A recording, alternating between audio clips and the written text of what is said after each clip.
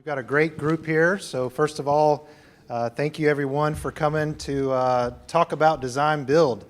I think this is a topic that's some people are kind of annoyed by a little bit, some people are excited about, and so we're here today to talk about it, talk about our experience. We've got some owner's perspective, contractor's perspective, and design perspective. So we're not here to twist your arm in any certain way. We just kind of want to share our experiences, and hopefully it'll be very informative.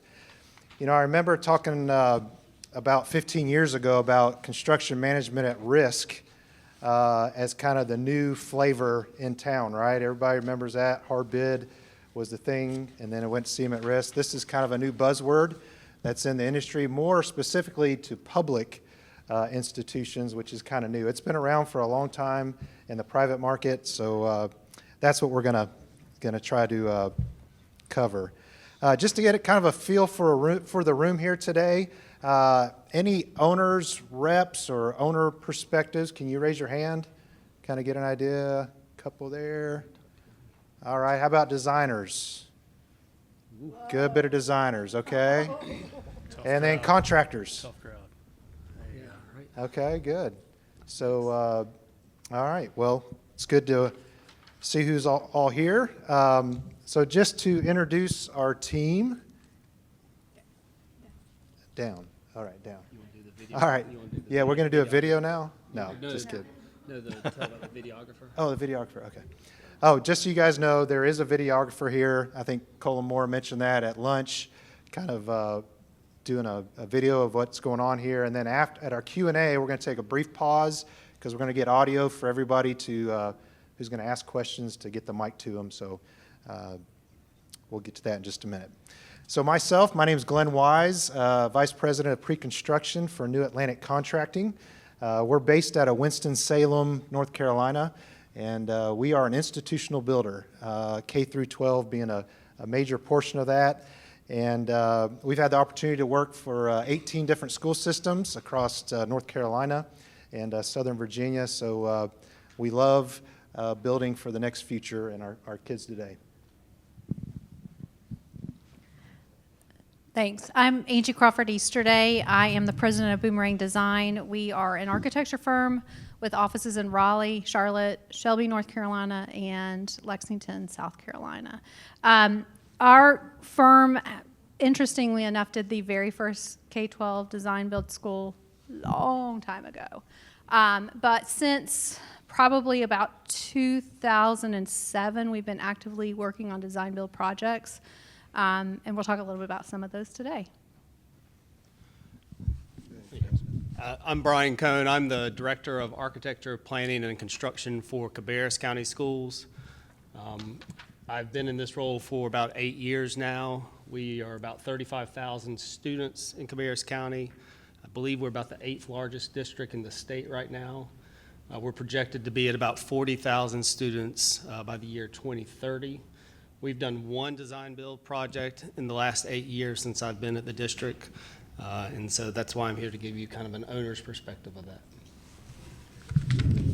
I'm Matt Mullins. I'm the operations director for Currituck County Schools. We're on the East Coast, just south of Virginia and north of the Outer Banks of North Carolina. We are a relatively small district of 10 or 11 schools, 4,500 students. But we are currently the second fastest growing county in North Carolina. And we're currently working on our third design build project. And again, I'm here to give a perspective from my point of view. Okay, so some of the learning objectives for today is basically just give you an understanding of design build in the public arena, kind of what are some of the constraints.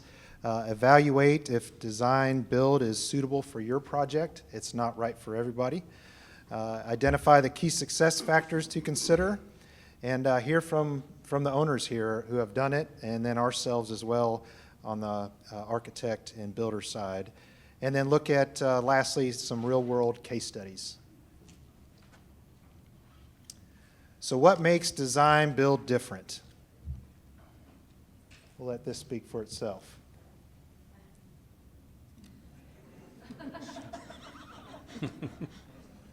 Hey. Just like showing up on a blind date, the traditional design bid build, there's not much say-so in the team that's put together, and it's a lot of times a surprise and kind of a fixed marriage per se. So just to give a little bit background, not everybody here, there's some owners here that are not familiar with all the different delivery methods, but public contracting basically has 3 different methods to choose from. There's a 4th, but it's not used very much. But there's the traditional design bid build, construction manager at risk, and of course design build that we're talking about today. And if any of you are looking for some great reading material at night, you can pull up North Carolina General Statute 143, Chapter 128, and it spells out all these different delivery methods and what kind of the guidelines set forth in them. The first one, the traditional design build method, the one thing I do want to say about this is probably the least collaborative. You know, an architect and owner spend a year together planning a project, you know, getting it all set up, and then they hand it over to a contractor who then has another year or so to build the project. Very little time together. CM at risk, it's a lot more collaboration brought on a little bit after design gets started, and it's a great process. You can kind of see the contractual relationships by the lines there, and most of you are familiar with this, but the last one, obviously, you see the one contractual relationship in design build with the owner and the builder itself. All right, next we're just going to talk about what goes into selecting your design builder. And first, I think that's before any kind of advertisement's done by the owner, there's some key aspects that you as an owner need to do. You first need to define what are your criteria and goals for the project. Some school systems already have design guidelines and things in place, so you know that's not very hard, but some don't. And so they've got to define, you know, what are some key components they're looking for in program and things of that nature. One way to do that is using bridging documents. You don't see this that much currently, but there's an opportunity where an owner can hire an architect and design firm to actually create bridging documents that kind of set the parameters that then the design builders are going to submit on. That architect and designer is not able to actually then design the project, though. That's the one little caveat there. So bridging documents are an option, but it costs a little bit more money because you're paying for that service and some time to consider. The owner has to decide if they're going to allow licensed subcontractors to be a part of the design builder's team. So, for example, we did a project up at Appalachian State University as design build, and we selected a precast contractor to be on our design build team. The owner had to allow that. The statute says that the owner has to either advertise that they're going to allow second-tier subcontractors to be on your team or not. So that's a key factor as an owner that you want to decide before advertising. And then lastly, make sure that your board and any attorneys that are involved in your school system are on board for the design delivery method. There's a lot of people that are uncertain about it, and you may get some pushback. So get that dialogue started soon, and we'll talk about that here some more. As far as publicly advertising, it's pretty much standard as any other public project, not a lot to go into there. And then I want to talk about the RFP process as far as the design builder, what goes into that. Probably the biggest thing that we as a design builder have to do is pick the right team. You know, when we pick our architects, our MEP consultants, even testing agencies, it has to be a right fit. Have we worked together before? Do we have like-minded projects under our belt? Things like that. So that's really important for not only us, but also the consultants to consider, do they want a team with the builder that they're going after with? Because not everybody likes to work with everybody. So it's got to be a good, cohesive relationship. And then we submit our RFP responses as a typical CM at risk, interviews and stuff like that. And then the owner has to make a decision based on interviews and things like that. So pretty standard after the submittals are submitted. Yeah, and it is qualification-based. So I do want to say that it's not price-based, except if you are doing the bridging documents. If there are bridging documents available, there will be a place that you have to submit, I believe it's at least fee and a separate envelope. And is it I've never done one of these. Yeah, it's qualifications first. First. Fee open second. Fee open second, yeah. So there's another opportunity there. Okay, so let's talk about the process. I'm talking a lot right now, and then we're going to turn it over to these folks, but I promise you're going to hear from everybody else. So the process itself, the design phase, there is a misconception out there, I think, particularly with owners, that during the design phase, they are going to lose control of their project. They're not going to have say-so on what they get and whatnot. I think that's true in the private market, maybe some, where it's very developer-driven or very, I don't know what the word is, dollar-driven in the end, performa-based. But when it comes to public work, at least the way we have approached it, and it's worked well, is we treat it just like any other job. The owner has access to the architect for input, yeah, is there anything else you want to say about that? It's just I just want to get rid of that stigma that you don't have any say-so, Yeah, I think guess. the one thing I might mention about it is, owners define what you want this process to look like is really critical in this. And if you want to be involved, then that needs to be established from the very beginning so that is the process that is maintained. Okay, the next thing about the process is a real advantage that we've seen, at least, is the speed to construction. I think this is the best method to be able to really hit the ground running if you have a lot of time constraints. There's a lot of ways to package the work on some early site package, structural packages, and then so on. And the team early on determines what deliverables we're going to have. A lot of times the true SD, then DD phase gets combined into one phase, and then there may be one more phase before you go to bid documents. So there's ways to actually condense the overall deliverables. One thing that's great that I've seen as a design builder is there's kind of a heightened ownership to the dollars and the design. When your name is on that contract and the ultimate responsibility is to bring the job, to meet the design needs but within budget, our voice is a little bit more elevated. We have a voice at the table at CM, but just a little bit more heightened when it comes to design build, and we're providing that continuous budget feedback throughout the process. Next, the procurement phase.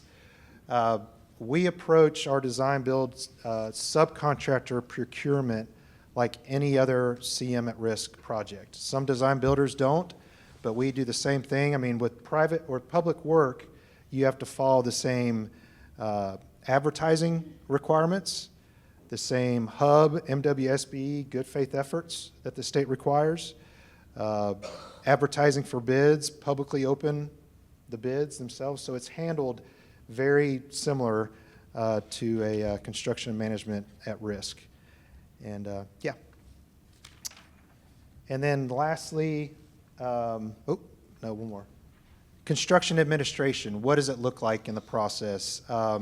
It should look like any other CM at risk project that you have, as far as the designer coming to the job sites, making their own independent inspections, filling out their reports, the design builder having to respond to those items. There's some accountability there that I think some people think goes away, but if you have the right team and you set the expectations up, you can demand that accountability is still there.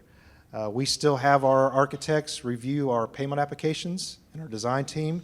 That's a good checks and balances for us as well, to make sure that our work is being put in place per the document. So that's probably the biggest thing I wanted to say about that.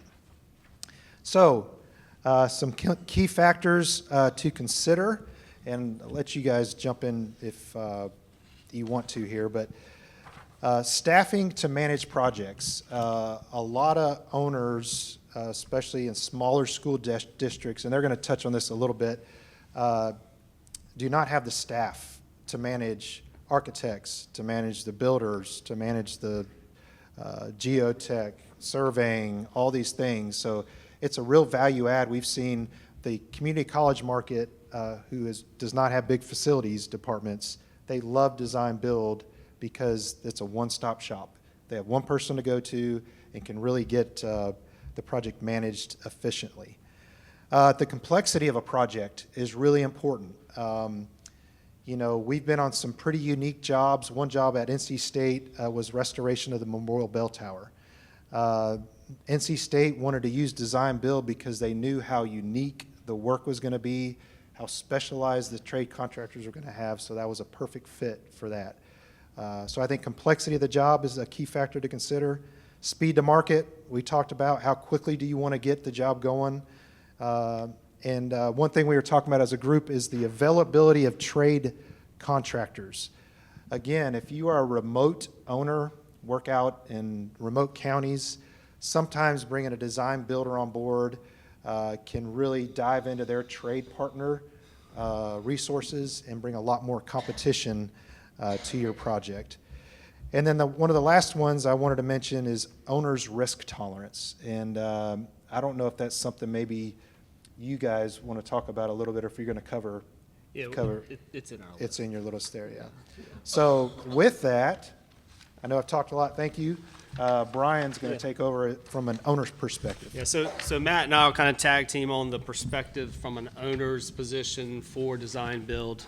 Again, we've done one project in the last 8 years. I would be honest to say that it was the best job we've had. I think there were challenges that were a part of that, and there's some context to it. You know, I had just started at the district. That process was already in place, and I kind of got it got handed over to me. But with each delivery method, you know, whether you're hard bid, your design build, or your CM at risk, there's going to be advantages and disadvantages to all those delivery methods. You know, as Glenn has pointed out multiple times, some of the advantages, the timeline of a project, it gets incredibly expedited because that contractor and that architect are working side by side from the get-go.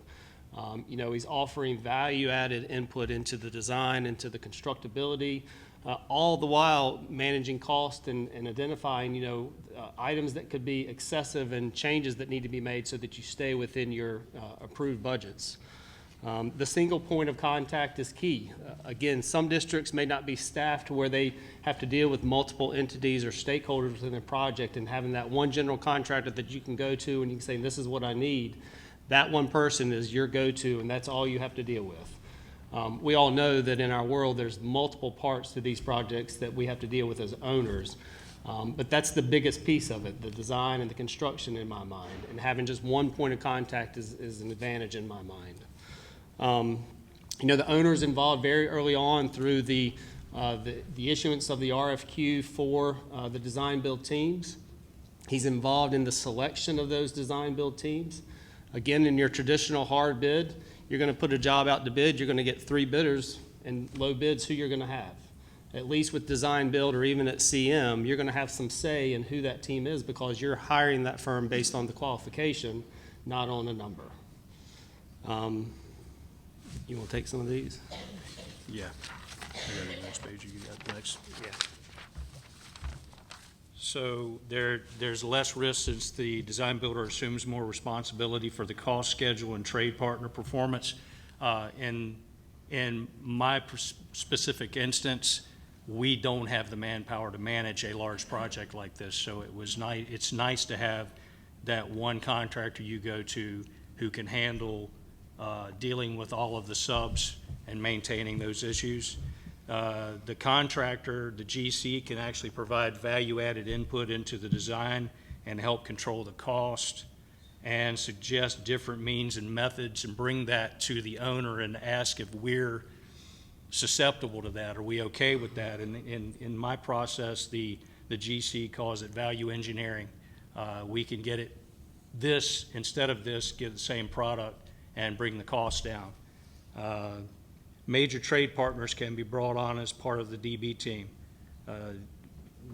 We don't have the time as a school district or the manpower to go out and solicit all these different trade partners. Matter of fact, when we put out a small project, we're lucky to get 1 or 2 bidders. So it's nice to have that team who has working partnerships, and we can bring them on board as part of the team if the owner allows it.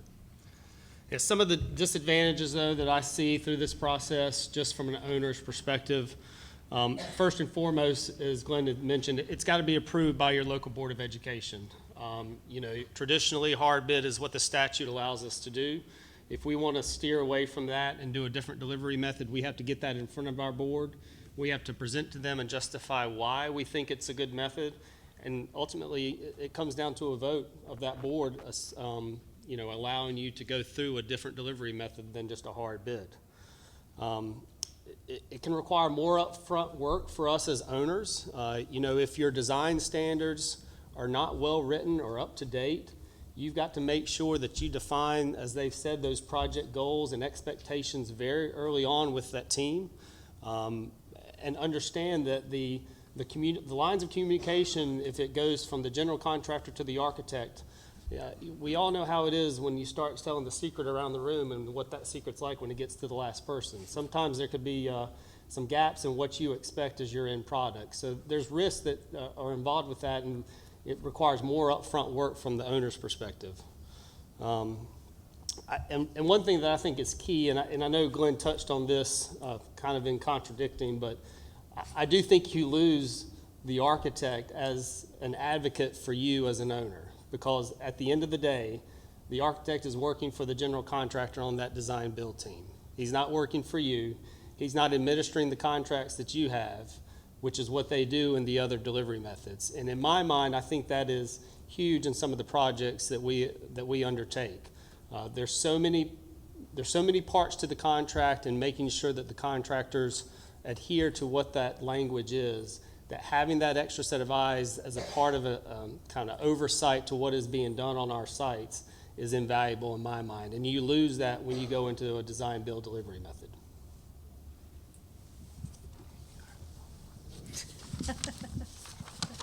If you hire the wrong one. Just kidding. All right. So I'm going to give Glenn a break for a moment. I'm going to jump in and speak from the designer's perspective. I think, and then one thing also to mention about owners, in design bid build and in CM at risk, the owner can solicit an RFQ, or the owner solicits an RFQ for design services. And then they can make the decision, do I want to go design bid build, or do I want to go CM at risk? If you want to consider design build, if you want to go design build, you have to start from the very beginning with your RFQ for services. There's been too many owners who have made that change after. Architects, you probably know this. We've already submitted our proposals in, or our SOQs in, and then all of a sudden it gets taken away and put back out as a design build. So you've got to make that decision before you even start soliciting for design services. I think just some perspective from the design side is communication is critical. I know communication is important in every job, but it's extra important in design build. First, who you think you're going to team with in the process, make sure you fully understand what your role is going to be in design build. Have they completed similar work? Have they done public design build? Public design build is very different from private design build. And you want to have a place where you have the ability to bring your knowledge. You are there for a reason, and you want to make sure that that can be heard throughout the process. Secondly, communication with your team, internally and your engineers. Make sure they understand that design build is not another delivery method. There are no change orders unless the scope has changed. So therefore, if your engineer has forgotten something, or something wasn't communicated, there is not a change that all of a sudden Glenn is just going to foot the bill for. We've all got to come together and figure out how to resolve it. And if it is an added cost, what are we going to remove that doesn't affect Matt and Brian along the way. So it's making sure not just the owners of your company or the leaders of your company understand that, but every single person who touches that project. Some really great things do come out of design build. Let me back up one more thing, is to also say that as far as your designs go, if you've never been through a design build process and the acceleration in the design, many of your schedules or the people who do the work don't understand how quickly it needs to move, how quickly decisions need to be pulled together. And you, as an architect, can put too many hours on a job because they're still trying to go through the same process. You don't have to detail everything the same way that you had to detail it in design, bid, build. Those are conversations that we have during design. Some good things, some great things come out of design build, from my perspective, is that if you have a really great partner, your design builder, and they're proactive and they're very active, they're not off on another job, but they're focused on this job, it is a really great, efficient process. It's a big win. Design assist, I love design assist. If you can get those in there, that's great. If we can get some subcontractors coming in and telling us, well, this is the type of system that the owner wants, here's what's going to be best, that allows us to not have to spend too much time detailing and designing, all these different things. Developing a clear schedule and roadmap for delivery. I feel like the schedules are much more robust. You look at a typical construction schedule, it's much more detailed than an architect's design schedule. Well, now all of a sudden your design schedule starts to look like the contractor's construction schedule. So I feel like that clear roadmap and giving your team what they need is very important. And then, as Glenn mentioned earlier, that checks and balances for the owner and making sure everyone at the table has a voice. If you don't feel like you're going to have a voice, don't team with the design builder. Oh, and most important, understand your liabilities. You are taking on a lot more risk by going design build, so understand what that means to your firm. Okay. Well, now we're going to spend the rest of our formal presentation on the case study, and we're going to let Matt share some of his experiences on some of his recent projects. Okay. Well, before we get on to the case studies, I will tell you to piggyback off of something that Brian said earlier. I believe that your success in this process and how well the architect still will represent the owner is going to be based on the experience of the team that you've chosen. If they're a good experienced team, I have a very good experienced team, one of them sitting up here right now. I feel like I have not lost anything in the process. I've had input throughout the process, and I guess it all depends on your experience and what you've lived through. So far, I've, knock on wood, not had a bad experience with it. And I will say that if we had tried to tackle these projects as a school system without the county's input or involvement, it would have been a lot different process. We would have had to hire a project manager or slide me out of the maintenance realm and make me the project manager, whereas we have teamed with the county engineer and I are overseeing the project together. I was able to hire a maintenance supervisor to handle my maintenance side of the world, and the DB process is working.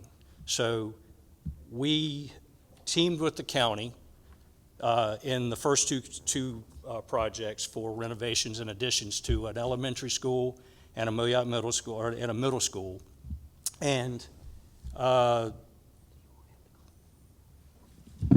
we selected the DB teams as a team. We set the criteria first, and we selected the DB teams as a team. We are developing and continuing to develop a relationship with our county manager, board of commissioners, school board, superintendent, myself, county engineer, and the planning department, and inspections and all that. So it's a work in progress, but it has made this process much better. As I said before, we're the second largest or second fastest growing county in North Carolina, And we've experienced right around COVID, right after COVID, 9.7% population growth. Families were moving down from Virginia, crossing the border into our county for lower taxes and the schools, and the building of residences outpaced our adequate public facilities. So it started out with having to put modulars at the overcrowded elementary school until we could get to the point where we could figure out what to do. So the recent design build projects that we've been working on since 2021, 29,500 square foot addition at Moyock Elementary School completed in 2023.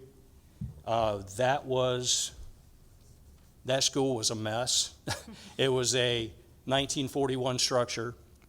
It was a 1970 structure. It was a 1960 structure.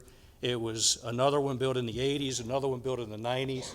If you look at the overlay, the sections coming to the left, those were all attached, and then we had a primary building for kindergartners that was a 1970s open concept.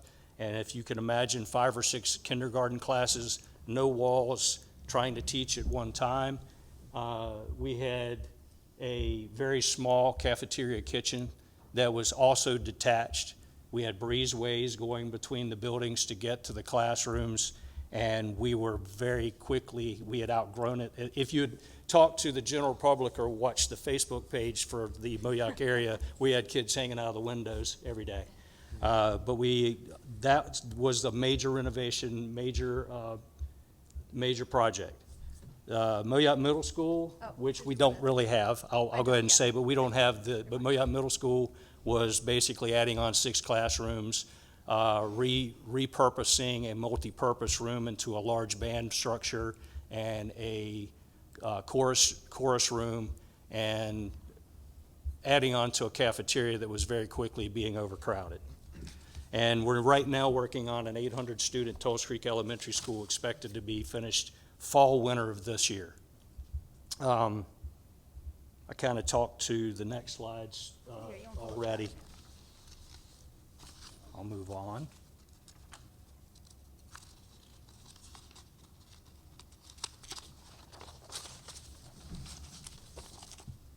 So the Moyock Elementary School, as I said, it was 29,500 square feet, demolition of some structures, and figuring out a way to attach the main structure to the new addition, which became a 2-story addition, a larger cafeteria.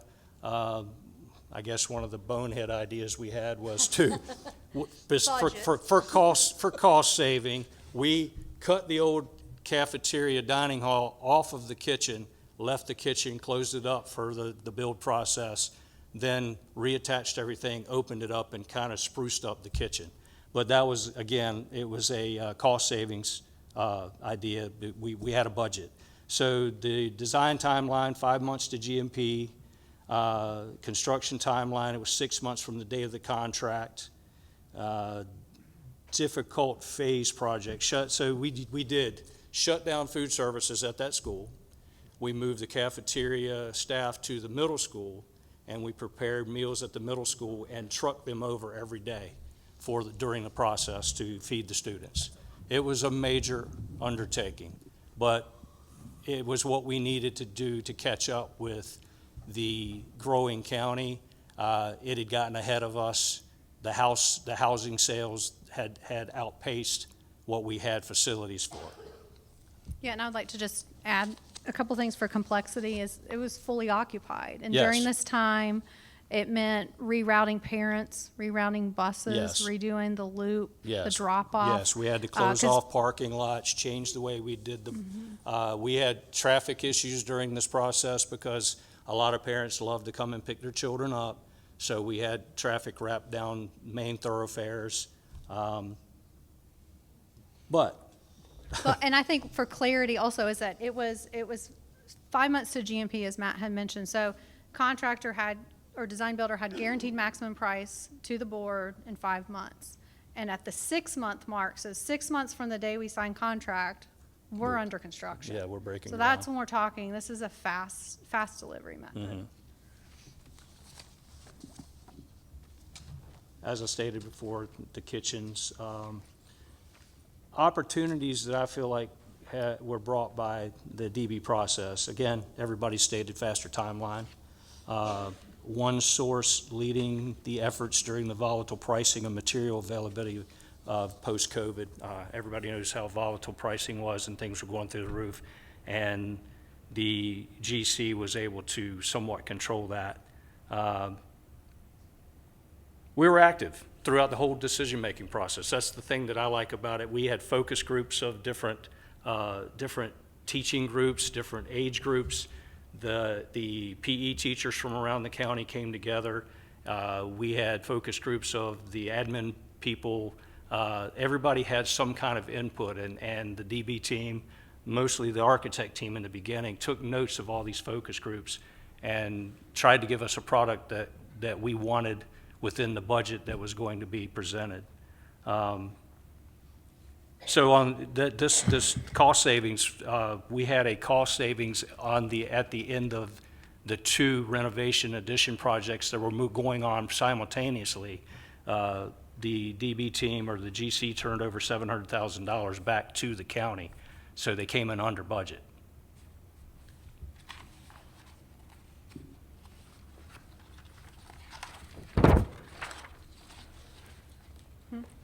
So what we ended up with Moyock Elementary School was a more secure, connected campus. Everything flows from the main building through the cafeteria to the 2-story addition, and there's no more outside walking to different phases of the day. The classrooms were designed to work for all grade levels above K standardization, and we have a much better visual connection to the entire school, more security focused. You could look down one hallway and see the whole process and how things are secure and the safety of the students instead of having to walk outside. And what I'll say is we ended up with a beautiful elementary school that we can be proud of. Now I just need to renovate the old school. That's another project for another Call time. me. So right now we're working on a 128,000 square feet, roughly 128,475, 800 student elementary school to alleviate still overcrowding in 2 of our other elementary schools. The GMP came in at $60.8 million turnkey. The design timeline was 18 months to GMP.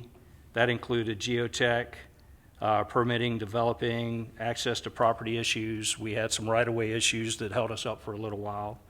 The construction timeline's anticipated about 19 months as long as we don't get another 9 inches of snow like we did recently. We're a little bit behind schedule because of weather that and that's always going to happen. Very interactive design process from the designer with involvement of district's top principals, teachers, specialists. Like I said, we brought together focus groups from all different schools, all the other different elementary schools, to get an input on what they wanted this new school to be like for the students of Currituck County. And we were involved in it from, again, even with like the renovation and addition projects, we were involved with it from design until now. I've been in every OAC meeting. I get asked questions about everything from what keys do I want to what type of flooring would I like and what kind of roof did I want and things of that nature. And that's about it. I mean, I have nothing bad to say about the process. So I feel like we're getting a very aesthetically pleasing quality product out of this process. And I would say one of the really fun things for us for working with Currituck County is they really let us go as far as we could. So yeah. they allowed us, which is not something you always get to do. We got to brand, create the mascot for the school. Yes. They're so excited. Totally the Tiger. We're going to be developing the opportunity for when the doors open and the kids arrive. Totally will be tucked throughout the facility all over, and they'll have like a little bingo card that they've got to go try to find Totally to just create those connections, Yeah. you know, what we're here for. And, you know, so that's been really a fun process, and this is where we are today. Yeah. So, I'll add that the Tully selection was, they interviewed the students, and it became a contest. What mascot do we want? And as you all know, we have indigenous tigers in Currituck County, so the kids picked a tiger. But Tullis Creek Tigers, you know how children are, but it turned out great, and Boomerang designed the little tiger, and the kids love it already, so.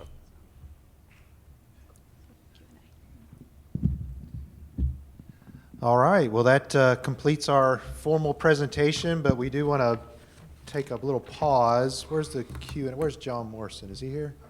There he is. We want to watch John run to everybody. But we want to open up if there's questions. Hopefully there are some. Hopefully we didn't put everybody to sleep. We got one there. If we just wait for the mic. Thank you. Can you hear me? Yeah. Good. The bridging documents, did you use bridging documents, and how, if not, did you guide the process of what you wanted? We did not. We did not. We basically, we sat down as principals, superintendent, assistant superintendent, and my operations team, and came up with, we actually had, we discussed things with other counties as well, but we came up with the criteria for the build. We actually were going to build a smaller school, and one or two of the county commissioners said, look, if we're going to do it, let's make it bigger because we're growing so quickly. So we knew kind of what we wanted, and we knew what we didn't want based on some of the products that we had received in the past. We wanted something that was going to be functional, but we wanted something that was going to be unique and allow us to grow even further because we know we're still growing.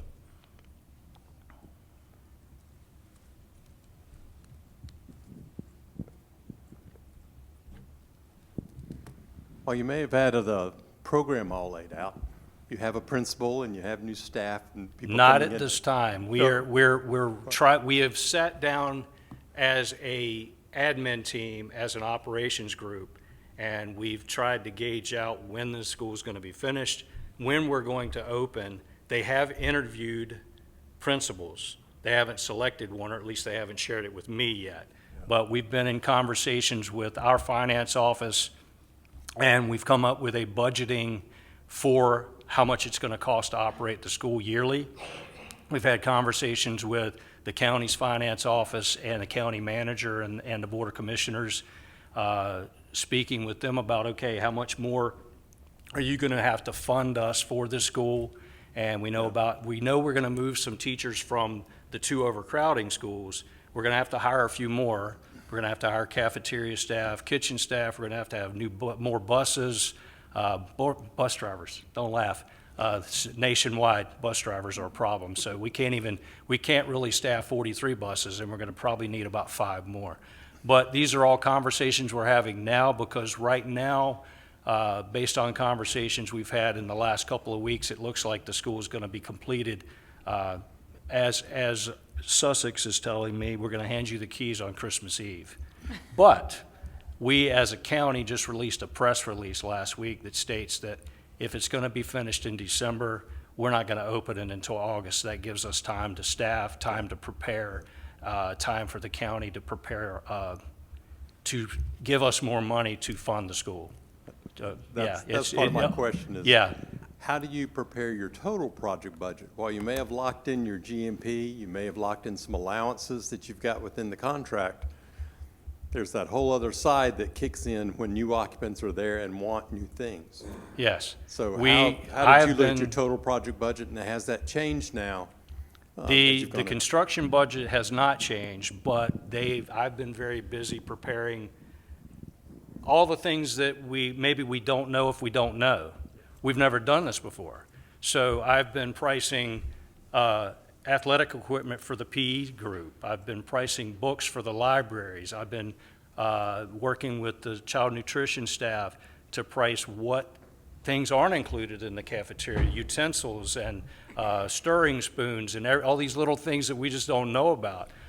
We've got pricing on desktop computers and telephones and how much is office supplies going to cost us. And that has been shrunken a little bit because we went big at first, and then we realized we can take some things from this school and we can take some things from this school, but we're not going to take computers, we're not going to take phones. So right now, we're close to $750,000 that is not included in the build price because, rightly so, the county doesn't want to finance things in the build that is going to be obsolete or consumables. So yeah, it's been a large undertaking. I think one thing also to add, Matt, is your county embraced design build a long time ago. Yes, they they had did. special legislation for design build, so they've really appreciated this process. And that was through a former county manager who established operating costs for facilities as the way of thinking. Yeah. For any project that they were building as a county. And so that has translated over to the public school. So they know if I'm going to be opening this, I need to also be commissioners funding X number of years already starting operational costs, which is because the county had done it so successfully, it was an easy translation for you all. As far as the process, yes. As far as some of the things I have been told before, well, we didn't expect that, but you know, it's like I said, it's things you don't know, and we're coming together on that. But you're right, the county embraced the DB process many years ago. I think I've had some conversation with some people that our school system attorney basically told me that he did not recommend the DB process and that he would not be keen on it. If we did it, it would be against his better judgment. But now knowing what I know with working with the county and the fact that they have done it, I hope that we never have to do it another way. It's just been that good of a process for us. And again, I think it's in the team you select and how well you work with that team. Matter of fact, the attorney called me when he found out the new elementary school was being built and said, Matt, do you have a project going that I don't know about? Why didn't I write the contract? I said, it's okay, the county's paying for it. He said, okay, have a nice day. Anybody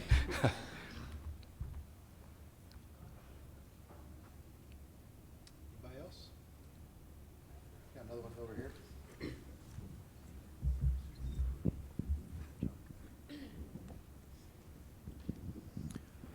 So the question, did you sign a contract knowing the amount or value of the contract for the state appropriation? Or when did you come up with the amount of money for the contract? Actually, that was more on the county engineer, county finance office side. I wasn't as involved in that. I just was told when the guarantee price had hit. The DB contract had been signed, and we had the team on board. It was just the county. The budget did grow from the initial inception of the project. I believe it grew like 14 million because of increases. This particular one did grow substantially, and there were reasons behind it. One is, again, as Matt was saying, they're growing substantially, and there were decisions that were made along the process that said, if we're going to do this, we need to go ahead and add a full-size. It has a full-size gym in it. It doesn't have just an elementary school. So there were things that came in the process. The contract was originally written for. And I believe we increased the number of students in this school. Yes, Yeah, it started it at was like a 750 versus an 800 student school. So during the process, it was kind of written a little loose without all of the full details for the design build, and we established that very early in the process through talking with the commissioners in the county.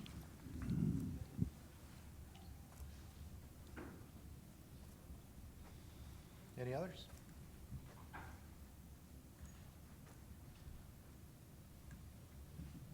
Okay.